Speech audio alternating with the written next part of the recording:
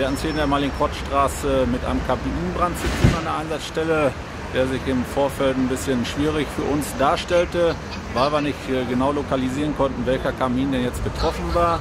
Oben auf dem Kaminkopf war aufgebracht ein Entlüftungsmotor, der in Brand geraten war.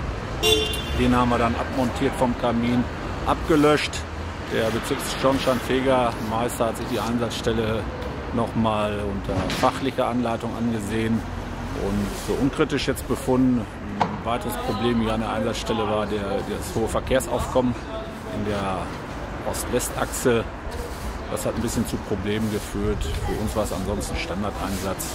Schaden beläuft sich so gut auf 3.000 bis 4.000 Euro. Ja, somit drücken wir jetzt ein. Dankeschön.